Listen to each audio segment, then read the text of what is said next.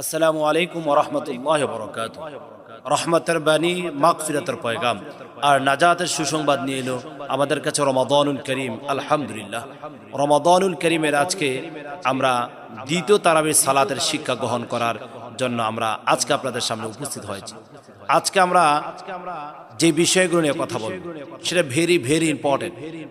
রমাদানুল করিম জুড়ে আমাদের গোটা বাংলাদেশে হাফেজে কোরআনরা একই রুলস এবং একই নিয়ম অনুযায়ী তারাবি সালাত আদায় করে। প্রথম তারাবিতে হাফেজে কোরআনরা তেলাওয়াত করেছেন সূরাতুল বাকারার প্রথম নম্বর আয়াতে কারিমা থেকে 203 নম্বর আয়াতে কারিমা পর্যন্ত। আজকে হাফেজে কোরআন তেলাওয়াত করবেন সূরাতুল বাকারার 204 নম্বর আয়াতে কারিমা থেকে সূরাতুল আলী ইমরানের 51 নম্বর আয়াতে কারিমা পর্যন্ত।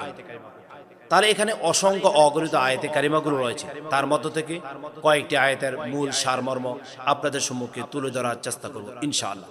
আমি দৃঢ় বিশ্বাসের সহিত বলি, আমাদের 1 থেকে 27টি পর্ব আপনাদের সম্মুখে উপহার দেওয়ার চেষ্টা করব। আমরা যদি প্রতিটি প্রোগ্রাম যদি দেখতে পারি তাহলে কোরআনুল কারীমের কিছু নির্যাস, কোরআনুল কারীমের কিছু থিংস আপনার মেমোরিতে অতি সহজে ঢোকাতে সক্ষম হবেন। তাহলে প্রথমেই হাফেজে কোরআনরা যেই আয়াতে কারিমা নিয়ে কথা বলবেন তার মধ্য থেকে একটি আয়াতে কারিমা আমি আজকে তেলাওয়াত করার চেষ্টা করছি। এখানে আল্লাহ সুবহানাহু ওয়া তাআলা সূরাতুল বাকারার 208 নম্বর আয়াতে কারিমার মধ্যে বলেন, বিসমিল্লাহির রহমানির রহিম, ইয়া আইয়ুহাল্লাযীনা আমানু দুখুলু ফিস-সিলমি কাফা ওয়া লা তাত্তাবিউ খুতুওয়াতিশ শাইতান ইন্নাহু লাকুম আদুউম মুবিন। এই আয়াতে কারিমার মধ্যে 3টি পয়েন্ট রয়েছে। একটি পয়েন্ট আল্লাহ তাআলা বলেন, ইয়া আইয়ুহাল্লাযীনা আমানু দুখুলু ফিস-সিলমি কাফা, ওহে ঈমানদাররা।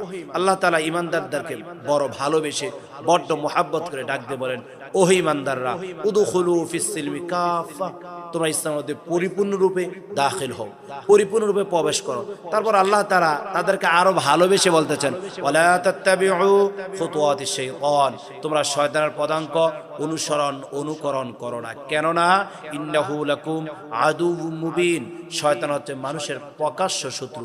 শয়তান দুটি কাজ করতে বেশি অভ্যস্ত, সেটি হচ্ছে এক প্রকার হচ্ছে মানুষকে উলাঙ্গপনা করা, দ্বিতীয় হচ্ছে মানুষকে সুদ, মানুষকে হারাম খাবার ভক্ষণ করানো। তাই আল্লাহ তাআলা বলছেন, ইন্নাহু লাকুম আদুউম মুবিন, শয়তান হচ্ছে মানুষের প্রকাশ্য শত্রু। তাহলে আসুন, শয়তানের পথ অনুকরণ করা যাবে না। ইসলামের প্রতিটি পথে, ইসলামের প্রতিটি মতে আপনার সময়, আপনার চিন্তা চেতনা, আপনার লেখনীর মাধ্যমে আপনি কাজ করতে হবে। দ্বিতীয় নম্বর আয়াতে কারিমার মধ্যে হাফেজে কোরআনরা যে বিষয়গুলো নিয়ে কথা বলবেন এর মধ্যে অন্যতম আয়াত হচ্ছে মদ সম্পর্কে। মদ সম্পর্কে আল্লাহ তাআলা কোরআনুল কারীমে ধীরে ধীরে মদকে নিষেধ করেছেন। একটি আয়াতে কারিমা এভাবে আল্লাহ তাআলা বলেন সূরাতুল বাকারার 219 নম্বর আয়াতের মধ্যে, ইয়াসআলুনাকা আনিল খামরি ওয়াল মাইসির কুল ফীহিমা ইসমুন কাবীরু ওয়া মানাফিউ লিন-নাস। মদ সম্পর্কে আল্লাহ সুবহানাহু ওয়া তাআলা হাবিবকে মানুষ প্রশ্ন করবেন, এই প্রশ্নের জবাব আল্লাহ তাআলা তার হাবিবকে অনেক পূর্বে জানিয়ে দিয়েছেন কিভাবে মদকে ধীরে ধীরে ধীরে ধীরে হারাম করতে হবে। আল্লাহ তাআলা মদকে বিলুপ্ত করেছেন, আল্লাহ তাআলা মদকে হারাম করেছেন। তারপর আজকে আয়াতে কারিমার মধ্যে থেকে গুরুত্বপূর্ণ যে আয়াতটা আমরা শিখতে পারবো, গুরুত্বপূর্ণ যে মেসেজটা আমরা শিখতে পারবো, সূরাতুল বাকারার 238 নম্বর আয়াত। এখানে সালাতের কথা আল্লাহ তাআলা বলেন। আল্লাহ তাআলা বলেন, হাফিজু আলাস সালাওয়াতি ওয়াস সালাতিল উসতা, তোমরা সালাতকে হেফাজত করো, তোমরা নামাজকে হেফাজত করো। হাফিজু আলাস সালাওয়াতি ওয়াস সালাতিল উসতা, বিশেষ করে ওয়াস সালাতিল উস্তার ব্যাপারে উলামায়ে কেরাম বলেছেন, মুফাসসিরে কেরাম বলেছেন এই আয়াতের মধ্যে ইঙ্গিত রয়েছে সালাতুল আসরকে। মুফাসসিরে কেরাম বলেছেন কেন সালাতুল আসরকে এখানে ইঙ্গিত করা হলো, কেন টার্গেট করা হলো, কেননা দিনের একেবারে মধ্যভাগেই হচ্ছে বা দিনের একেবারে শেষ লগ্নের সময় হচ্ছে সালাতুল আসর। সালাতুল আসর নরমালি মানুষ হেলায় ধুলায় ছেড়ে দেয়, এই জন্য বলছেন হাফিজু আলাস সালাওয়াতি ওয়াস সালাতিল উসতা, সালাতকে আমরা হেফাজত করতে হবে। সালাতের হেফাজতের মাধ্যমে আমরা আল্লাহ সুবহানাহু ওয়া তাআলার প্রিয় হওয়া সম্ভব, আর সালাতের হেফাজত যদি না করি আল্লাহ তাআলার প্রিয় হওয়া সম্ভব নয়।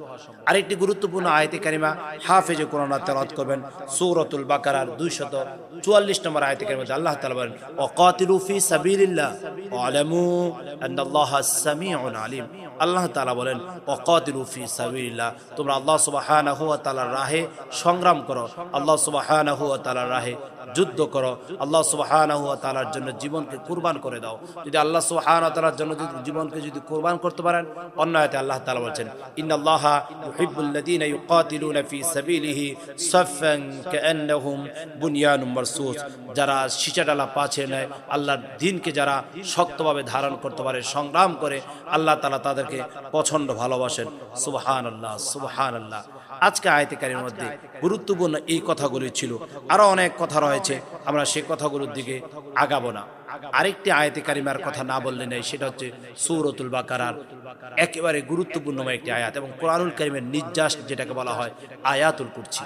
আয়াতুল কুরসি হতে এমন একটি আয়াত, সূরাতুল বাকারার 255 নম্বর আয়াতের মধ্যে এটা রয়েছেন। আয়াতুল কুরসি এমন একটি আয়াত যে আয়াতুল কুরসি কোনো ব্যক্তি যদি 5 ওয়াক্ত ফরজ সালাতের পরে যদি তেলাওয়াত করে, বিশ্বনবী জনাবে মুহাম্মদ রাসূলুল্লাহ সাল্লাল্লাহু আলাইহি ওয়াসাল্লাম বলেছেন, মৃত্যুর পরে জান্নাতে যাওয়ার জন্য মাঝখানে শুধু একটি বাধা থাকবে, সেটার নাম হচ্ছে মৃত্যু।